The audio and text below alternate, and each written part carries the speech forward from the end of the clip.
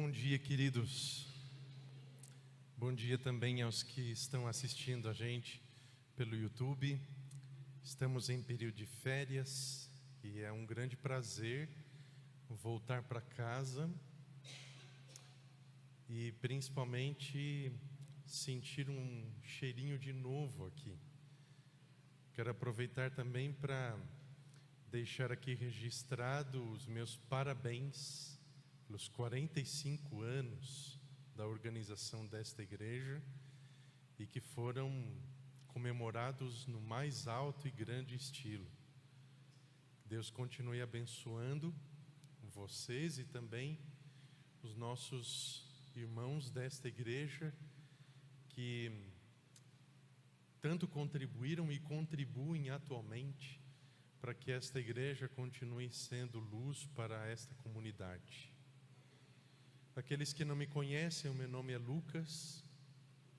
Eu fui membro desta igreja por décadas, desde 1991 até meados aí de 2016 para 2017. Quero convidá-los para nós abrirmos a palavra de Deus em Romanos capítulo 10, a partir do verso 12. O título do sermão desta manhã já vai aparecer aí para vocês na tela, se já não está aparecendo. Palavras de fim de ano. Romanos capítulo 10, a partir do verso 12.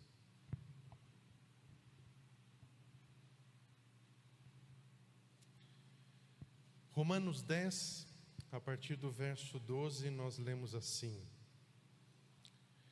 Porque não há distinção entre judeu e grego, uma vez que o mesmo é o Senhor de todos, rico para com todos os que o invocam.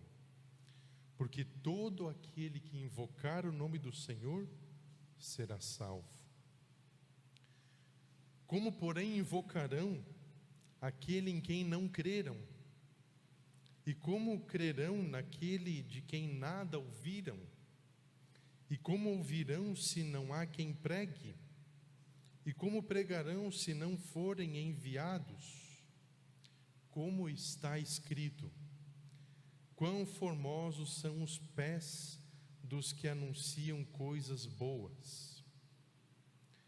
Mas nem todos obedeceram ao Evangelho, pois Isaías diz: Senhor, quem creu em nossa pregação?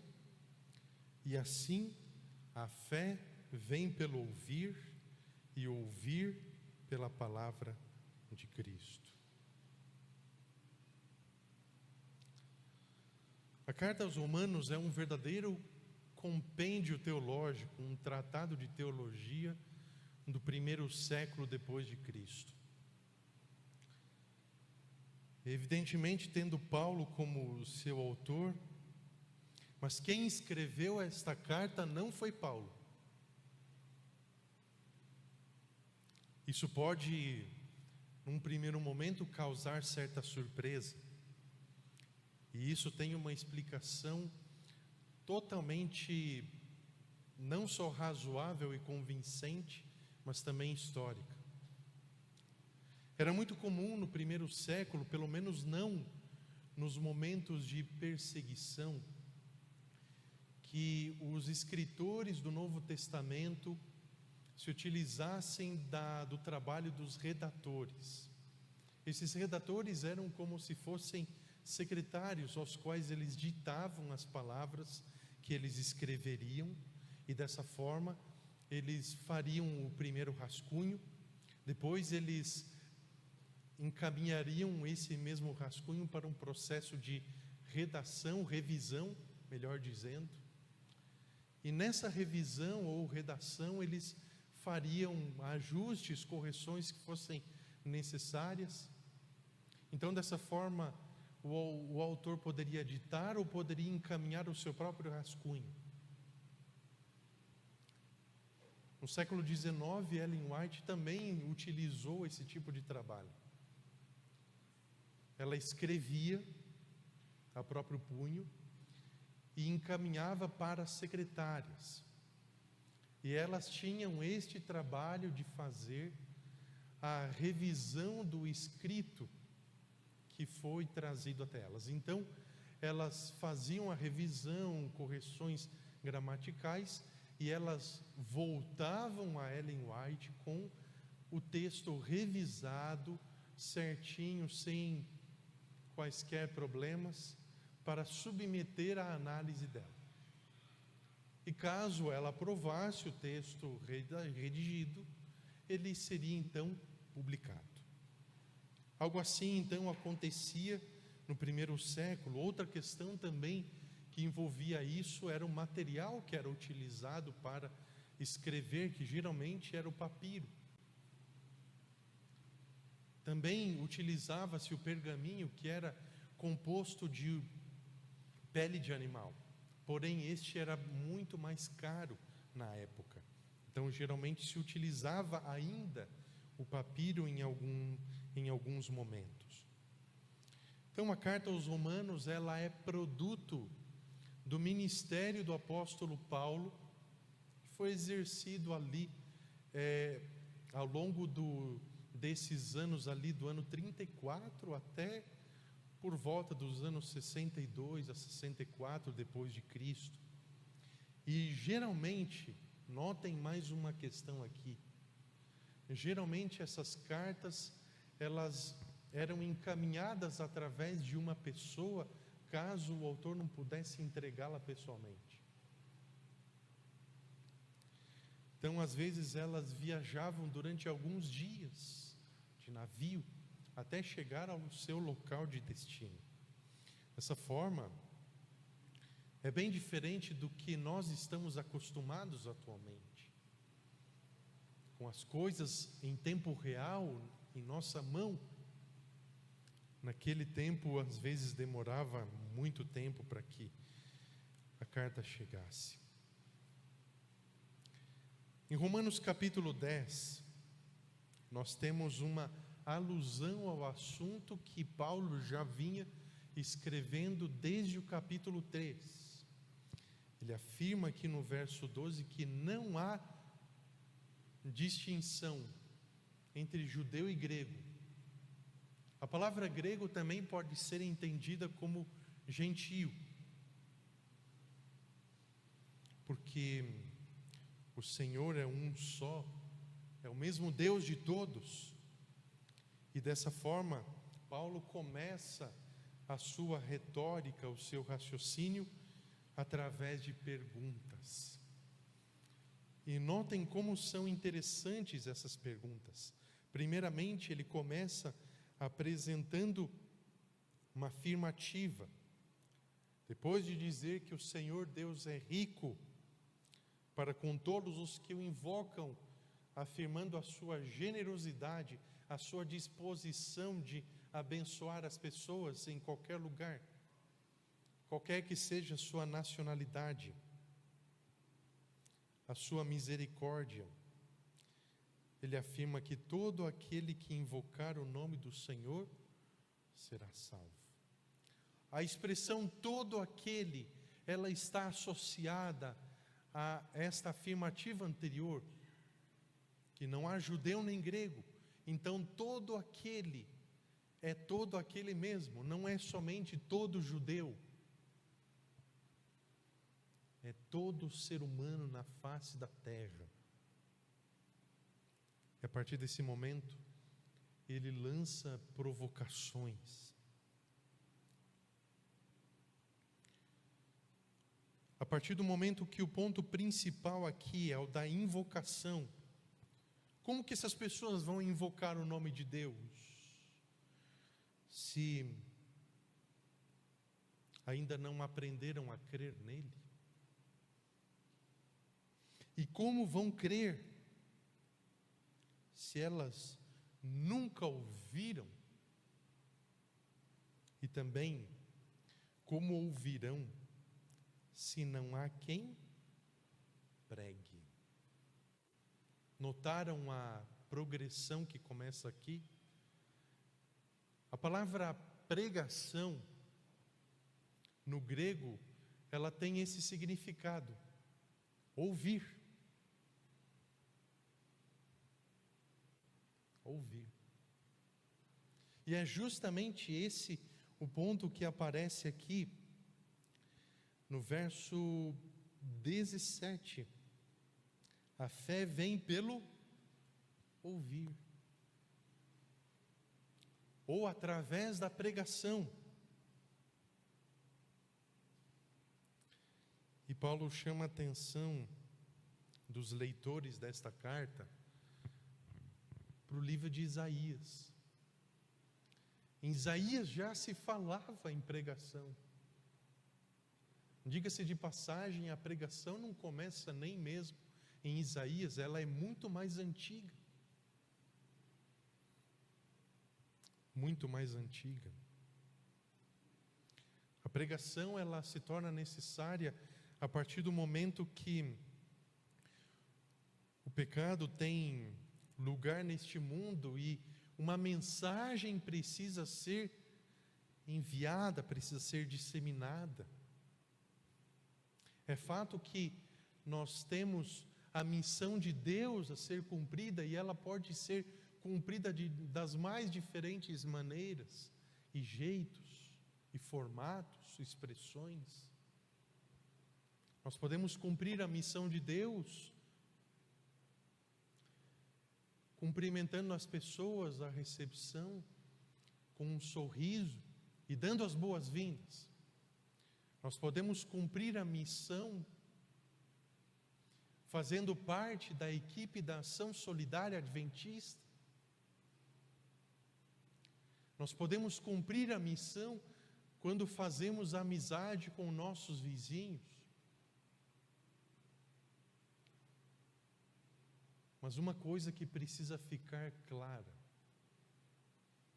é que sem pregação não há missão. E pregação é diferente de testemunhar. A palavra testemunhar, ela vem da mesma raiz grega que foi traduzida como martírio. No Novo Testamento grego, isso é testemunho. Agora, falar de Jesus, anunciar Jesus, é pregar.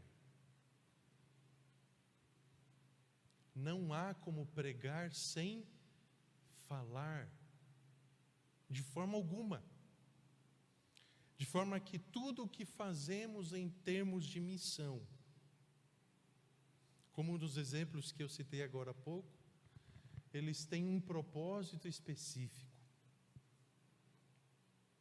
que é atrair a atenção das pessoas para o ouvir, que é pregação. E é justamente por isso que Paulo faz uma de suas perguntas: como eles vão crer se eles não ouvirem? De forma que é necessário, para que elas ouçam, que nós falemos. Em algum momento nós temos que falar. Talvez não seja em todo momento, mas vai ter momentos que nós vamos ter que falar. E isso é diferente de testemunhar. Testemunhar é aquela, necessariamente é o senso comum em relação a isso, são as ações, são as atitudes que chamam a atenção. Afinal de contas, testemunhar de Cristo não é apenas morrer por Ele, mas também dedicar a vida a Ele como sacrifício vivo, conforme a sequência aqui da carta, capítulo 12, verso 2. Testemunhar de Jesus não é só morrer por Ele, é também dedicar a vida a Ele. Então essa dedicação da vida a Jesus ela deve chamar a atenção das pessoas para a pregação. E é aqui que começa o pulo do gato. Justamente porque aqui está enfatizada a importância e o papel do pregador. E veja, quando eu estou falando pregador, eu não estou tão somente reduzindo a pregação ao púlpito. Não somente em torno do púlpito. No entanto, o púlpito tem uma grande importância. Através dele, tanto o pastor quanto os anciãos da igreja se ocupam para ensinar o povo. Ensinar o povo. E dessa forma, ao mesmo tempo que eles ensinam o povo, eles têm o dever de resguardar o púlpito, falando de uma forma um tanto simbólica aqui neste momento. Resguardar o púlpito de pessoas que não têm confiança ou credibilidade em relação às Escrituras para ensinar. E isso eu estou dizendo em relação à importância da pregação. E neste momento eu quero fazer até um link desse texto que nós estamos lendo aqui com um outro texto, 1 Timóteo 4, verso 1. Eu não vou ler esse texto, apenas citá-lo. E ele faz uma importante afirmativa a respeito do fim dos tempos, que do ponto de vista de Paulo, ele não estava pensando em 2023 para 2024. Ele estava pensando no ano 64 mesmo.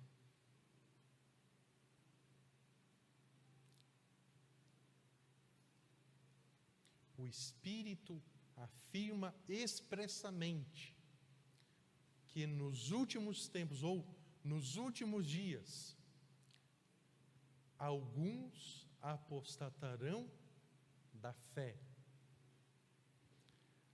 E lendo até aqui, nós já podemos dar glórias a Deus.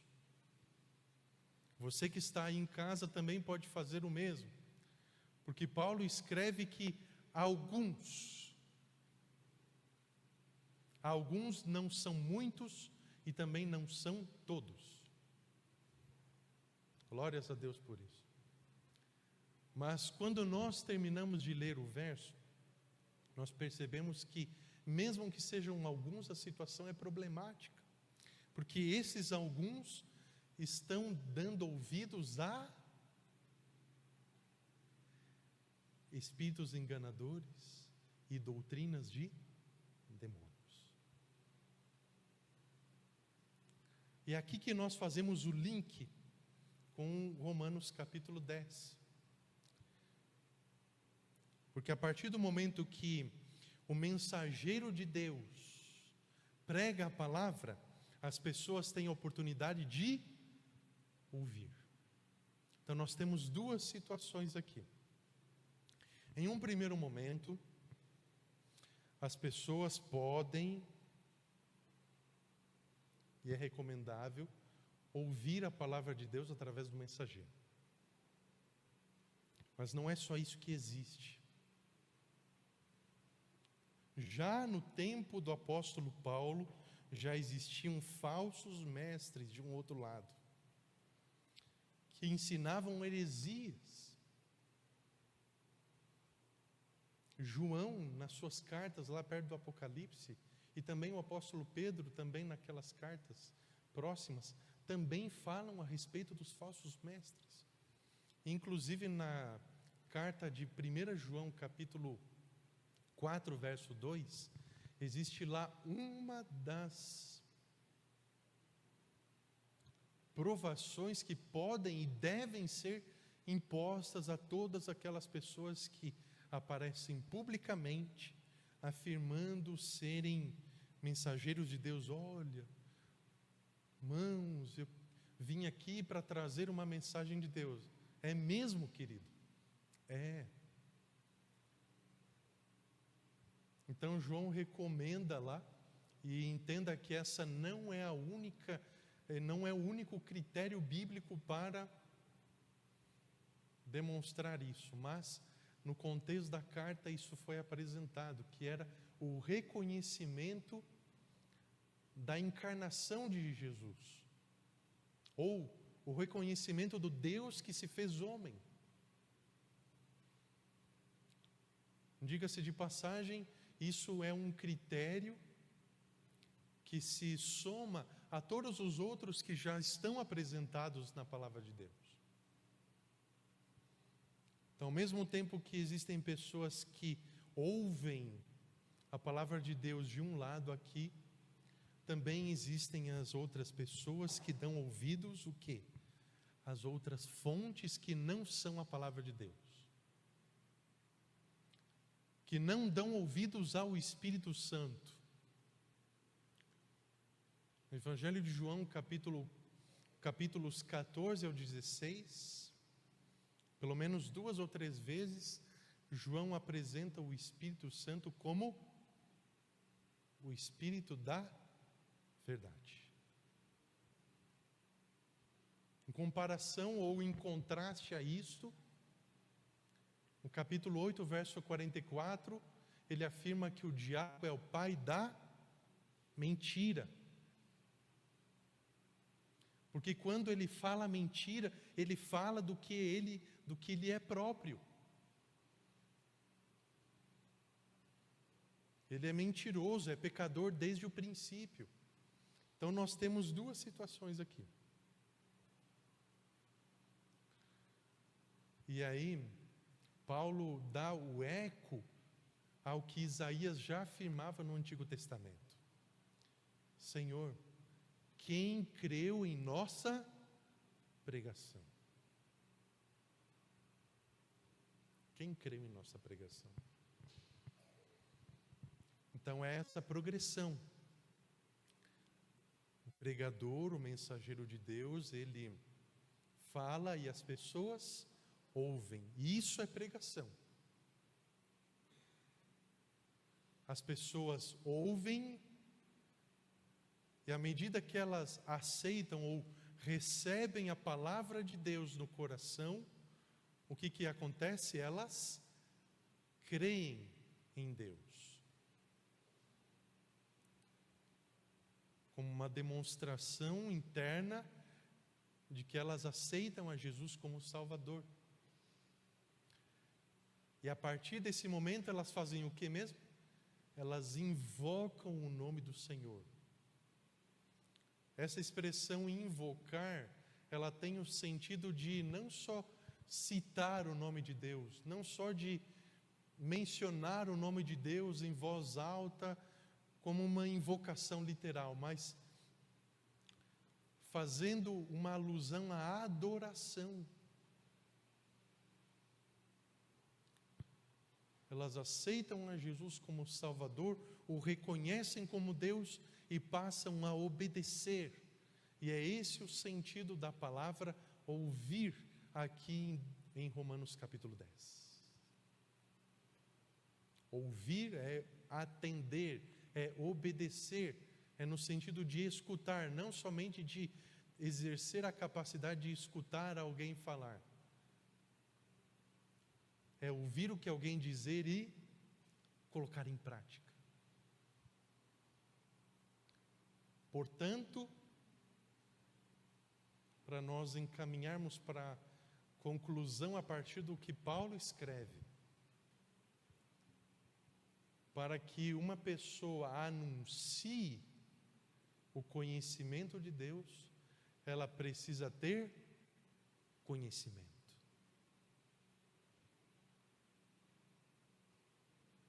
A prática é importante, mas não é mais fundamental que o conhecimento. Nesse sentido, aqui eu até gostaria de deixar uma provocação com vocês.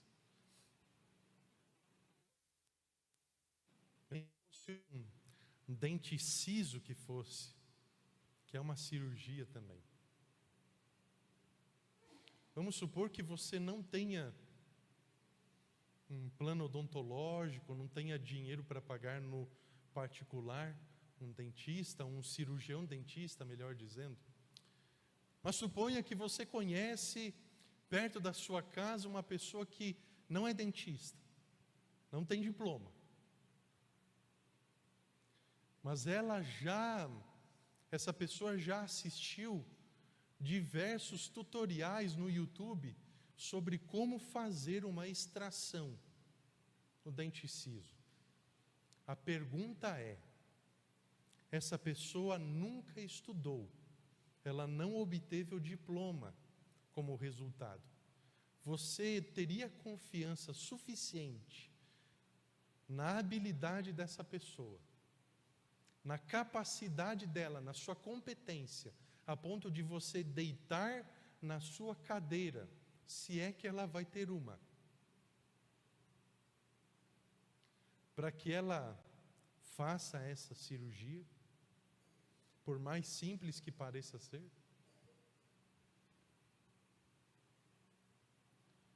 No ano de 2007 para 2008, eu extraí 4 dentes cisos.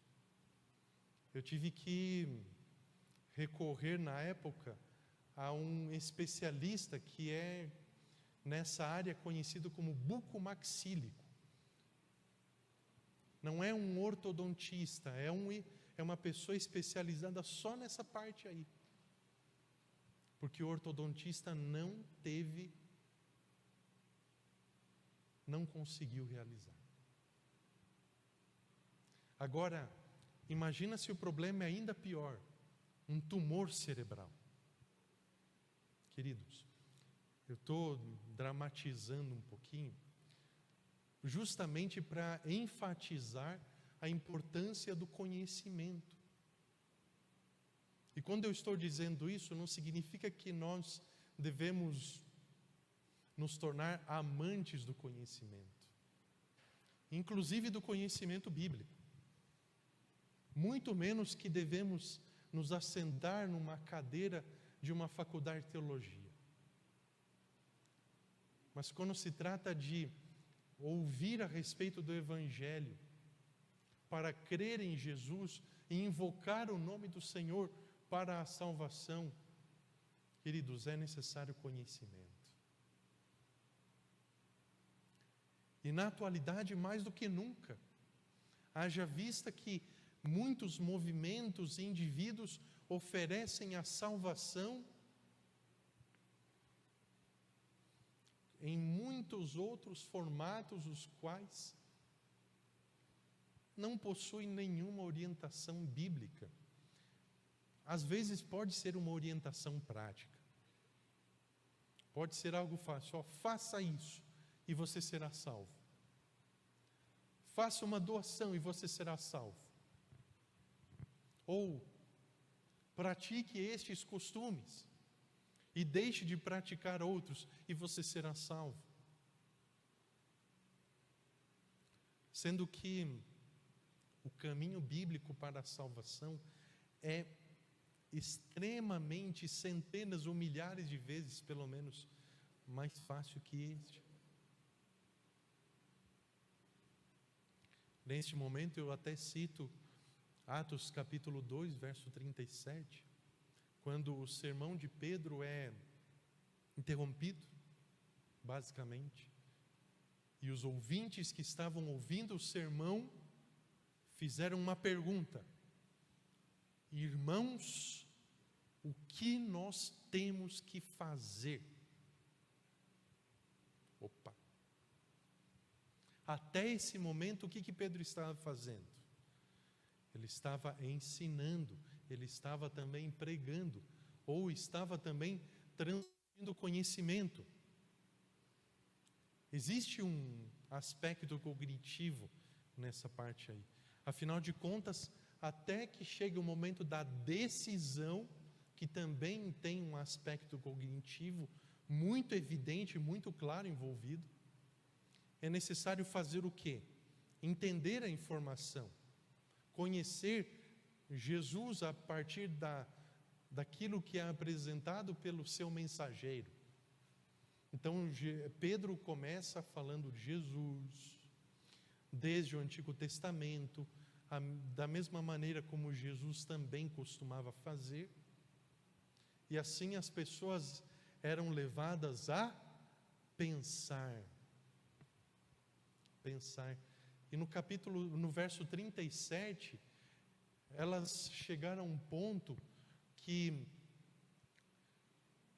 a palavra usada, ela tem um sentido como se fosse o de uma lança perfurante, para descrever aquela emoção.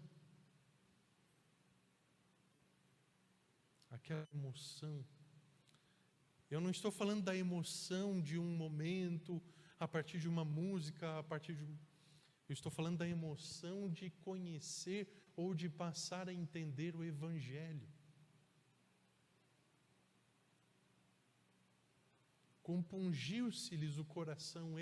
Essa é uma das traduções que já foi bastante utilizada. E isso foi o que os levou a perguntar o que eles deviam fazer. E Pedro responde no verso 38: confessem os seus pecados? Não. Arrependam-se.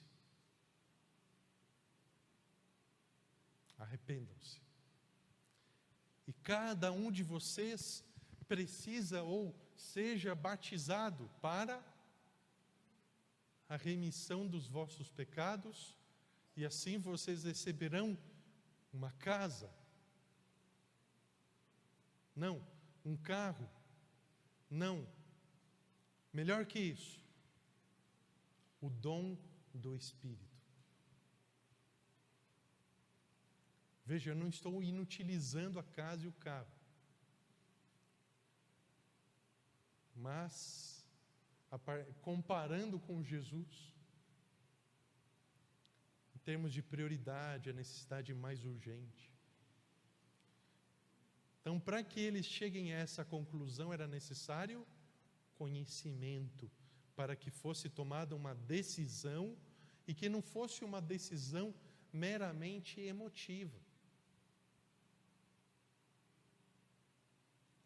mas uma decisão que fizesse com que eles fossem fiéis.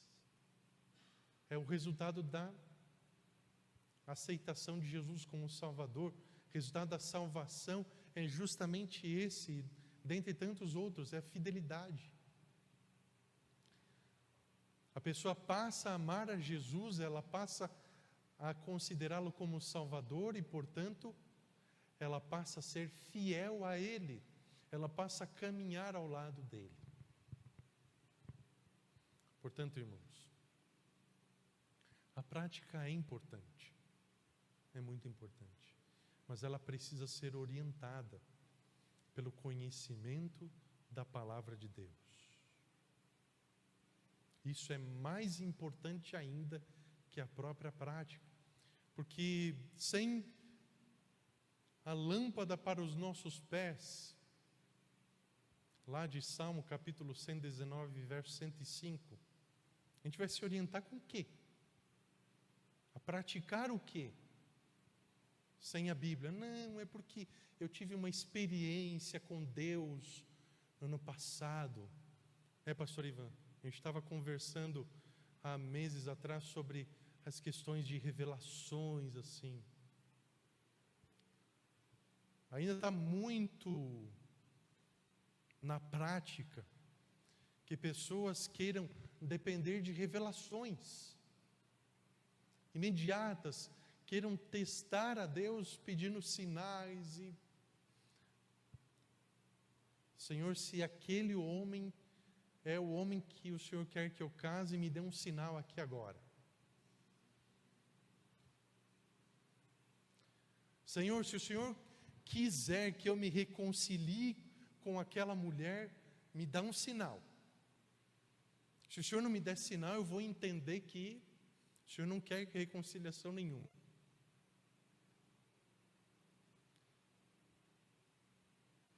É prática, é experiência, mas nenhum desses dois casos é orientado pela Palavra de Deus. Lembram da comparação lá com 1 Timóteo 4, verso 1? Cabe a nós decidir se nós daremos ouvido ao Espírito da verdade ou aos outros espíritos que são opostos ao Espírito da verdade, que não procedem dele, que não dão testemunho de Jesus.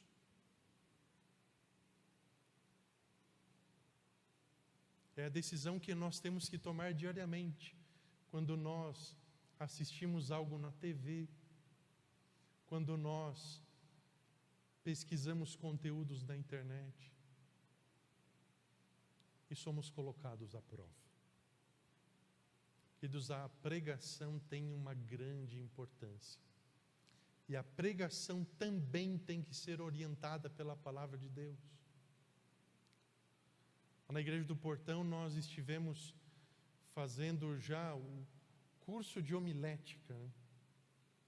E nós temos orientado as pessoas que têm se interessado pelo curso: olha, o seu sermão precisa ser orientado pela Bíblia.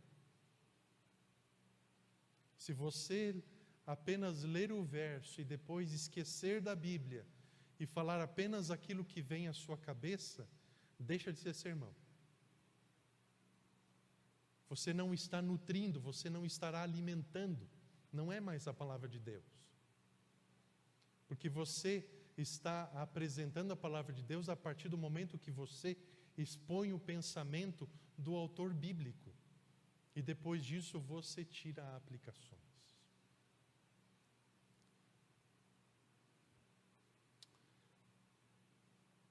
Eu sou muito grato a Deus porque antes de mim, outros 7 homens desta igreja tiveram a disposição de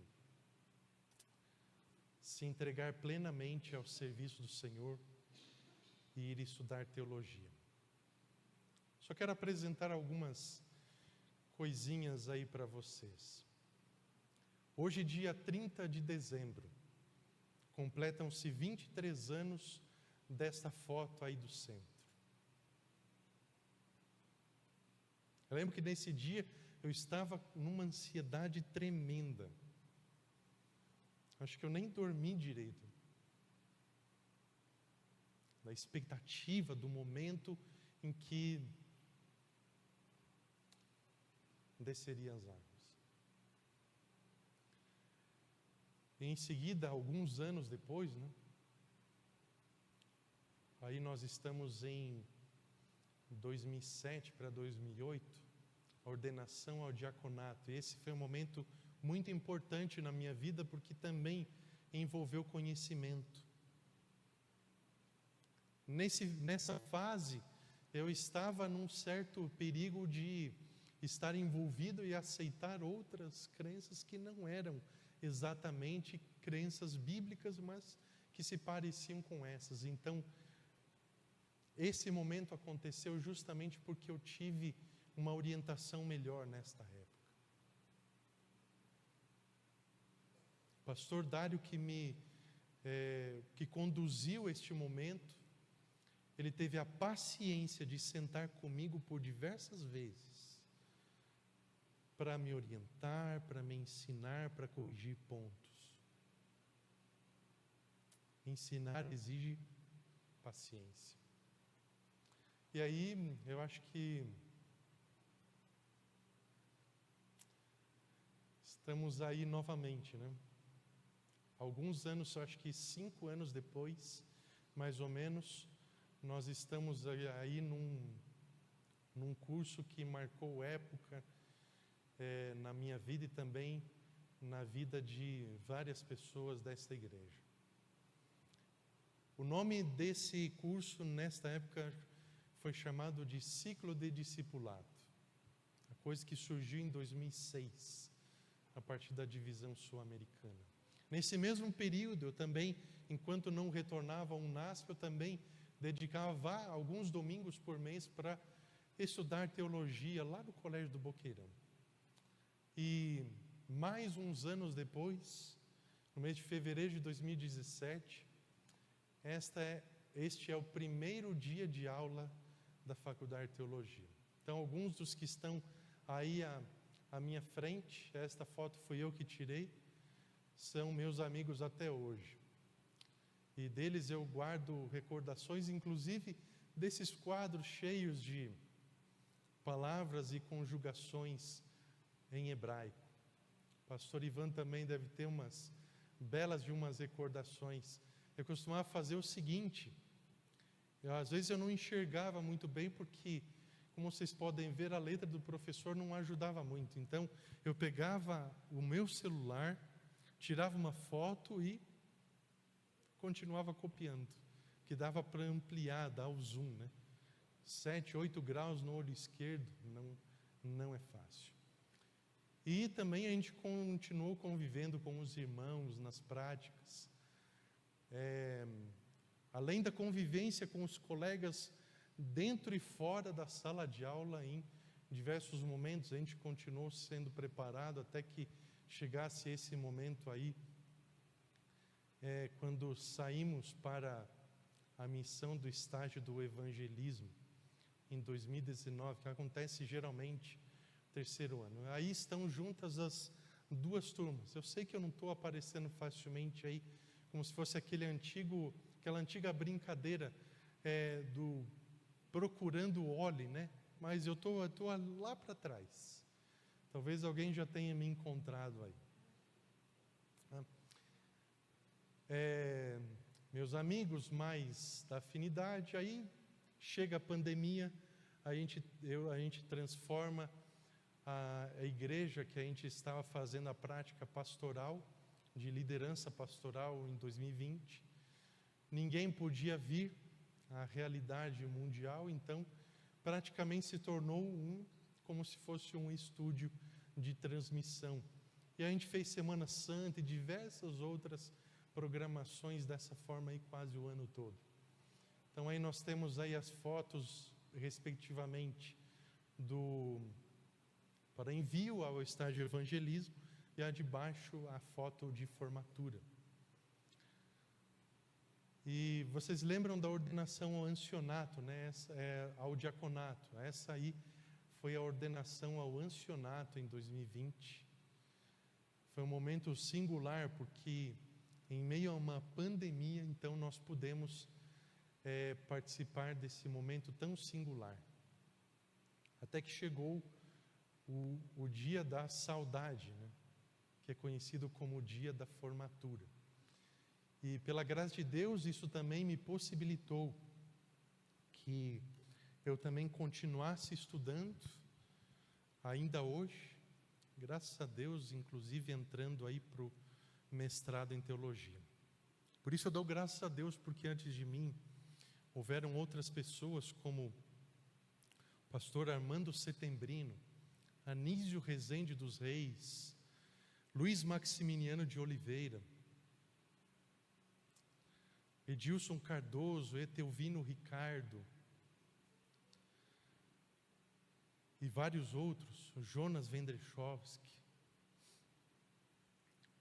e pessoas como eles que a partir desta igreja se sentiram motivados a ir estudar teologia. Como disse no início, isto não é exigido de todo mundo, mas isso é uma demonstração de uma igreja que prioriza a missão e que dá valor ao conhecimento. E também de pessoas que no seu âmbito individual decidiram, pelo conhecimento que tinham na época e que adquiriram posteriormente, também se colocar inteiramente nas mãos do Senhor. Pode tirar a apresentação aí, muito obrigado. Você que está aqui nesta manhã, você tem um conhecimento da palavra de Deus. E é por isso que você está aqui, é por isso que você inicialmente, em sua experiência cristã, tomou a decisão de ser batizado, numa demonstração pública de que Jesus é o seu Senhor e também Salvador. Por isso, agora que você tem essa decisão já tomada, não somente hoje, mas também há algum tempo, você também precisa diariamente se entregar nas mãos de Deus como um sacrifício vivo e fazer parte da missão de Deus e também da pregação. Lembrando que a pregação não envolve somente o púlpito, mas também as outras formas. Quando você está ensinando a palavra de Deus, você também está envolvido nesta obra. Se você ainda não está envolvido, o meu apelo para você, e não se preocupe, eu não vou pedir que você venha à frente, mas o meu apelo para você é que você se envolva na pregação de alguma maneira, se é que você já não está envolvido. E o que eu quero ressaltar é justamente isso. O conhecimento é importante para a pregação, para que as pessoas ouçam. E ouvindo, elas creiam. E elas crendo, elas possam adorar ao Senhor. É para isso que nós somos chamados. Para anunciar o Evangelho de Cristo, para que a verdadeira adoração seja restaurada. Nós vamos ouvir agora a última música desta manhã. E enquanto você ouve a letra da música, eu recomendo que você reflita naquilo que nós estivemos considerando esta manhã. Que você renove a sua decisão de continuar envolvido com a missão e a pregação com a qual você já está envolvido. E se você ainda não está envolvido, que você tome a decisão nesta manhã, começando esta manhã ainda, se possível, de dar prosseguimento em 2024, envolvido na missão de Deus, inclusive através da pregação. A pregação feita aqui no púlpito, ela não precisa ser a sua principal vocação ou aptidão, mas se for, recomendo que você se envolva. Irmã Olinda, que está aqui, ela fez um curso de homilética com a gente há algum tempo. E ela tem desenvolvido, ela tem estudado a palavra de Deus, ela tem aprimorado, e veja, isso não é uma coisa que a gente nasce, é uma coisa que a gente desenvolve mesmo, para a glória de Deus. Existem outras formas de você se tornar um sacrifício vivo nas mãos do Senhor. Então, meu principal apelo é esse, que você se entregue nas mãos de Jesus como um sacrifício vivo. Obrigado, querido Deus, pela orientação que temos em Tua Palavra. Agradecemos porque ela é a verdade e ela nos orienta. Vivemos em um mundo de trevas e sem essa luz que ilumina o caminho atrás de nós, nós não temos como saber qual é a direção certa, e por isso agradecemos ao Senhor. Também porque através dela podemos obter o conhecimento de Cristo, do plano da salvação a que Ele veio cumprir em nosso mundo. Que este conhecimento, Senhor, da verdade que está em uma pessoa principalmente, possa não somente nos libertar das amarras que a gente consegue enxergar, mas também de tudo aquilo que é necessário, principalmente daquilo que é pecaminoso, que nos separa do Senhor. E que este conhecimento, Senhor, além de libertar-nos, também possa, através dele, sermos usados pelo Espírito para que possa também libertar outras pessoas. Que, Senhor, nós estamos em Tuas mãos e nós desejamos que outras pessoas também conheçam ao Senhor. Prepara esses corações para receber a semente, a boa semente da Tua Palavra. Abençoa, por favor, Senhor, esta igreja em seus 45 anos de organizada. Que ela continue sendo luz nesta comunidade. E que muitas pessoas que já passaram por aqui possam ser um grande exemplo para nós. Aproveitamos este momento para suplicar mais uma vez que o Senhor abençoe a família do irmão Antônio Pedro. Que o Senhor conforte seus corações e que o exemplo deste nosso querido irmão, ele possa continuar ecoando em nossos corações, para que não só aguardemos, mas também esperemos ansiosamente pela tua breve volta. Nós te suplicamos estas bênçãos, em nome de Jesus.